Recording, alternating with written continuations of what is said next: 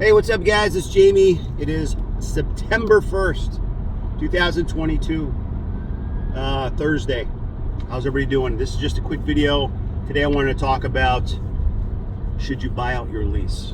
And usually when I try to do this, I'm thinking of providing some type of information on something I know about, have experienced, not just a rumor or something that it's. I mean, everything's opinionated, right? These are only my opinions. But if I was talking to one of my sons, I have two sons, two daughters, or a good friend of mine, or someone that might call me, friend or family member, who might ask me my input. Hey, what do you think about this? And I'll say, here's what I'm doing. Here's what I would do. Here's what I've done. And then you do your own due diligence. You do your own formulating based on the facts and options that may be available to you. I don't mean options like contracts and trading. I mean options like, should I do this or should I do that? I have some options to go left or right. What am I gonna do? So that's what I'm offering you today. So today I'm talking about buying out your lease, and more so this past, I would say 6 months, maybe a little longer, but at least a solid 6 months, or slightly longer than that, have I personally seen in the auto industry a big increase in people buying out their leases. Before you do a couple of those a month, now we're seeing those 4, 5, 6 a week, that I'm doing. Why is that? Why are more and more people buying their leases right now? Why are they doing that? Well, I'm going to tell you what I think. And I am in a car right now that I leased that I'm going to buy out. So I will not only give you the things that I'm seeing someone in the auto industry as his main job, which I still do. I'm in the finance world of the business world now of the auto industry, meaning I help people, whether they write a check, whether they lease a vehicle, whether they finance a vehicle, I give them their options, and I do their paperwork with them, and we have a lot of stores, so I do what's needed to be done at our stores. So I'm buying out my car because the value of the car is say 26 to 28 retail, and my buyout today, if I was to buy it right now, I'm going to wait a few months because that's when my lease ends, is around $17,000. So I have anywhere from easily 6 up to 10, in that window, bounce around 6 to 10 grand of equity in a lease, which you don't really, it's very rarely you see that in the mass majority of cars. Now, one of the reasons is this is a 4-cylinder. This one happens to be a 35th anniversary Volkswagen 2019 GLI. It's an DSG with the paddle shifts. It's a fun car. My wife can drive it. She doesn't drive stick. It's zippy. If you want to get that I love manual feel, you can throw it into the manual mode, or just even the Tiptronics on the steering wheel, which is pretty cool. But it's good on gas. Right now, it's anywhere from $35 to $45 an average, depending on what the fluctuating gas prices are, to fill it. At one point, it was under 30. It was in the 20s. So, I mean, generally, it's pretty decent on gas, and it performs well. It doesn't offer really the space that I need sometimes to do stuff, but we have other, vehicles in the family that I can use should I need bigger space. So, that being said, leave the AC on. If I buy out the car in a few months, the value of the car will drop, but so does the buyout. The buyout will be under $15,000. So I would have to pay taxes on the buyout, not on the retail. So let's say that the value of the vehicle in 4 months, I would do this in December. So I have a few months, and I've been getting prepared on what my action was going to be. and I'm going to get to customers, but I'm just telling you me personally why I'm doing that. So I was paying for this lease $340 a month. That doesn't include my insurance or property tax. That's what the payment was. Now, the car, as I do this video, has basically 46,000 miles. It's about to hit 46,000 miles.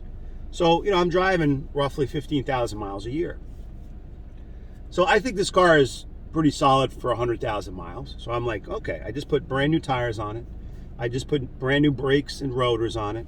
I'm about to do I did some other services. So, I'm gonna be $2-3 grand invested mechanically into the car. So I shouldn't have to do anything for 3 more years at my current trend of mileage. I bought an extended warranty already because the factory warranty expired because it was 36,000 miles. So I got a warranty, and in this case, I didn't have to write a check for the warranty because they had a program where it's 0%, and they divide the term of the warranty in half. So it's a 36-month, 4-year, or 5-year warranty. I forget how long I did it for, but I think I did it for 4 years, if I'm not mistaken. So there's 2 years at 0%. So I can do, especially right now, I can do more with my money. I could put it in a U.S. saving bond at 9% if I wanted to and get a better return than if I was just to lay out a couple $1,000s for a bumper-to-bumper, warranty on the car for 2 or 3 years. So I would rather pay that as I need it and protect the car. And I think that payment is maybe $60 or something like that, 60 or $70. And when I buy the car out, I'm going to only pay $15,000 essentially, plus tax, title, registration. Again, I'm not going to pay taxes on the retail value. So if the retail value in 4 months is $25,000 or $26,000, in my buy, let's say it's $25,000, I'm only going to pay taxes on $15,000. But I have the value of the $25,000, $26,000, if that's what it's worth, and I only have to pay the $15,000 and taxes on the $15,000. And whether I write a check or finance it, I'm not sure if I'd finance it because the rates keep going up, but I have to think about that. But I probably would just, pay it off. Is most likely what I would do. But regardless, if you own the car, and if you do finance it, you can put money down. You can finance it for a certain term. So if the rates are the same, in this case right now, most banks are the same, anywhere from 60 to 66 months. Doesn't matter if you go 36, 48, 60, 63, up to 66. The rates are the same. So you're only going to pay interest, the same rate, up to a certain term. Just like if you have a mortgage for 30 years at a locked rate, the maximum term is 30 years where the rate doesn't adjust. It's a fixed mortgage rate. So if you pay it off in 10 years or 15, or if you sell the house, you're only paying interest, annually on that term. Now, granted, if you pay it off sooner, you're going to pay a lot less interest. But your payment, of course, if you did a 15-year mortgage, would be much higher. Same thing if you do a loan for a car for 3 years, the rate's going to be the same. You're going to pay less interest over 3 years. But it'd be the same thing if you finance, pretty much the same thing if you finance for 5 years and pay it off in 3. Okay? So just something else to think about, regardless of what you're doing with your capital. But the rates are a factor to what you end up paying for the car, and interest to the bank for them saying, hey, we'll front the loan for you. So I found the value in, I'll get another 3 years usage out of the car. If I was to go buy this car, used, I'd have to pay, maybe not me, but most people would have to pay a premium of $24,000, $25,000, $26,000 to buy the car. Or, if they did it today, it would be $26,000, $27,000, $28,000 for a used car with 46,000 miles. Okay? And if they paid that, granted, it would have new brakes, tires, and rotors. There wouldn't be anything to do in most cases. It would probably be certified if you bought it, in this case, from a VW dealer, but it could be a Toyota, Honda, a Nissan, whatever the brand might be that you're in, Mazda, Subaru. And if you buy it, they come with some type of warranty and the peace of mind of knowing that the manufacturer and the dealer stands behind the car, and you don't really have to do anything. It's clean. It's hopefully, it looks like that new to you feeling. But that is why people pay a higher premium for the car if they buy it retail. Okay. So I'm like, well, why would I do that? If I go buy a new car right now, I work for a manufacturer So regardless of the manufacturer, I would get employee pricing. I might get, for the manufacturer. So, that ranges from dealer to dealer, but as far as what those programs are, but I'm still going to pay a lot more money, if I buy a brand new car. So I think we're going through some tough times here over the next several quarters, and quarters meaning like every 4 months is a quarter, and for a fiscal year. And I'm not an accountant, I'm not a financial advisor. This is just stuff that I learned just getting older. And all the prediction I hear and keep hearing from various sources, they all kind of seem the same thing. Just like if you listen to a weather report and everyone says, looks like rain, and you turn on the other channel, looks like rain, you can turn on another channel, it looks like rain. So like, all right, probabilities are it's going to rain, right? And you look up and there's dark clouds and hey, looks like rain. So you've kind of validated that the probabilities are it's going to rain. You should dress appropriately. You should have your galoshes and your whatever your rain gear might look like, and hat, umbrella, so that you don't get wet, or you're able to go through the bad weather without getting drenched and soaked. You can stay dry. So if we're going to go through some difficult seasons over the next several months, let's say 1 to 2 years, somewhere in that range. That's not too long, right? But it's long enough where you got to pay attention and say, okay, what can I do? What ways can I maybe, not throw some money away? And I would rather use the extra money to look for opportunities and discounts and sales, whether it be in real estate or companies, like stocks, buy companies that I think are oversold or, underpriced because people don't have the extra money and they're like trying to think of ways to use it for groceries, right? To pay their priorities and take care of their bills so they don't lose their apartment or their house where they're living. There's essential things that they need to cover, and they cannot take this disposable money maybe and throw it into investing, right, which is what a lot of people do. Just like the stimulus stuff when we were going through people were staying at home and they were getting a check, and in Massachusetts they were getting another $600, and in some cases, I know my son at the time before he went in the Army, and this was 2 years ago. My oldest son is 20; he'll be 21 soon. He was working part-time at a Wendy's. I think it was Wendy's, and he was only making a couple $100 a week. And they laid him off because of the pandemic. He was getting a stimulus check, he was getting a stimulus check, and he was getting the Massachusetts money, was $600. He was making more money. He was making $700 a week to stay home. They didn't last very long, but so a lot of people, young people that were in their late teens, early 20s, 30s or 40, whatever their age might be, they might have found that they were making the same or more money staying home. And I think that's when a lot of people started investing in the market and say, hey, I got this extra money, and there was all this new money coming into this market and inflating that's a different topic. But anyway, lease buying out, for me, that's the reason I'm doing it. A lot of customers that are buying retail kind of look at it that way. Like, okay, they look at a new or pre-owned car, right? Now, if they trade their car in, they're probably going to get more money than they would in most cases, especially for leases. They're like, oh, usually I'm upside down, meaning I owe more money than the car is worth. Or, if I'm lucky, I break even. My wife loves to trade out of her car usually every 2 years. She gets bored. That's what she does. I don't argue with her. I'm like, whatever, that's what she wants to do. And in most cases, she's usually a little bit tipped, a little bit upside down.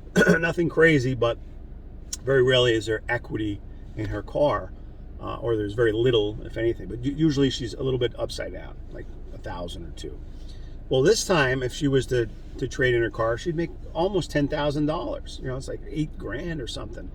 And she won't do it because she can't get the car she wants. And even if the car that she wanted was available, it's 10-20% over, depending on the dealer that's selling it. So she's like, I'm better off just buying the car out. And I was shocked to hear her say that. But customers are coming in and finding that, wow, I can get equity for my car, so I'm going to pay more for the car I want to buy. I'm going to pay more for the car I want if it's available. But I can kind of justify it because I'm going to get more for the car that I'm trading, right? It's kind of a wash. So I think that's what some people do. But if they can't get the car they want, they're like, you know what, I'll just buy my car for another year or two and wait and see how things go. And that's the conversations I hear a lot, is people like, I'm only going to keep this for 1 to 2 years. I'm waiting to see what the market does. I'm waiting to see how things play out. They're nervous. They're scared. They're unsure.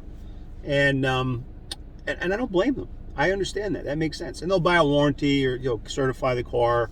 They'll spend a little extra money, but it's still in a lot of cases less than if they were just buying out a new or pre-owned car. So I think that's why I've seen the increase in lease buyouts at all of the stores that the guys in our group that I talk to. It seems like they all see that. So I don't know what it'll be like in 1 to 2 years. There's different scenarios, which is again probably a different conversation. I just wanted to talk about it, under 20 minutes. Generally people buying out their lease, they're over the mileage and they don't want to get hit with the over mileage. In some cases, could be several thousands of dollars. And then other times, people are buying out their lease because they're going to give it to their son or their daughter, or they just need a third car, or maybe there's some damage to the car they don't want to get whacked for. Property taxes. There's so many different combination of things that people sometimes are forced to buy out their car, because if they turn it in, they're going to get a big bill, afterwards. I remember once my sister called me. She was 40,000 miles over her lease. She lives in Jersey, and she was panicking. And her son, her older son at the time, was getting to the, I think he was 17 when this happened. And she's like, what do I do? I said, well, don't you need to get Jason a car? I said, why don't you just buy it out and give it to him? Then you can avoid the 40,000 miles over mileage.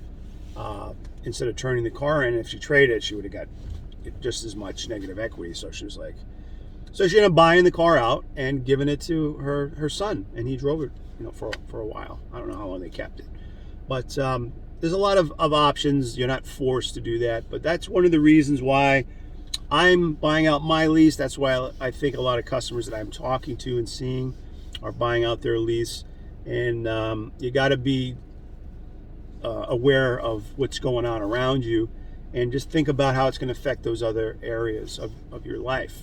Like if you get in over your head on another car and you increase your payment $200, $300, $400, maybe you're not in a position to be doing that, right? Maybe you're like, oh, I don't know if that's the best move. So these are all things to consider. That's what I have for today. I'll see you guys tomorrow. Have a good one.